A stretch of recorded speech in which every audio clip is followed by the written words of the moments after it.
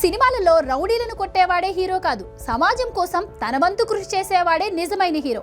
ఇలాంటి కొటేషన్స్ అన్ని చెప్పుకోవడానికే బాగుంటాయి. నిజంగా అంత బాధ్యతగా ఎవరైనా ఉంటారా? కానీ ఉన్నారు. కొంతమంది స్టార్లు వాళ్ళ మూవీస్ 100 కోట్లు కలెక్షన్ రాబట్టాయా లేదా అని లెక్కలు వేసుకుంటూ ఉంటారు.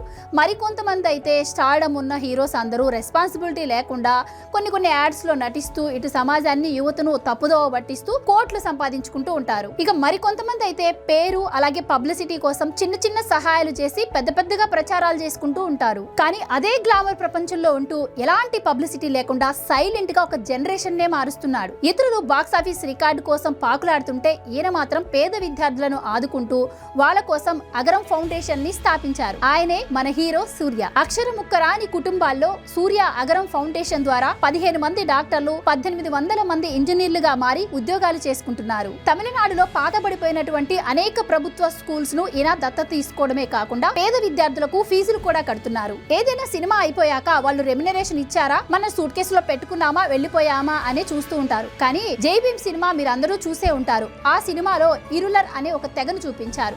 అయితే సినిమా అయిపోయాక ఈయన ఆ తెగకు 1 కోటి రూపాయలు ముఖ్యమంత్రి ద్వారా సహాయం అందించారు. సహాయం అందించడమే కాకుండా ఆ తెగలో ఎవరైతే విద్యార్థులు ఉన్నారో వాళ్ళందరికీ ఇప్పటికీ ఈయన చదువు చెప్పిస్తున్నారు. ఇవే కాకుండా ఆయన ఆర్గానిక్ గా వ్యవసాయం చేసుకునే రైతులకు ఆర్థికంగా సహాయం చేయడమే కాకుండా వాళ్ళకు అవార్డులు కూడా ఇప్పిస్తున్నారు. అందుకే 1000 కోట్ల క్లబ్ లో ఉన్న హీరోల కన్నా సూర్య ఎత్తులో ఉంటారు. రియల్ లైఫ్ లో ఎవరైనా హీరో అవ్వచ్చు, కానీ రియల్ లైఫ్ లో ఇలాంటి పనులు చేసే మన సూర్య లాంటి వాళ్ళే నిజమైన హీరోస్. ఎప్పుడు వీళ్ళు మన మనసుల్లోనే ఉంటారు. సెల్యూట్ సూర్య.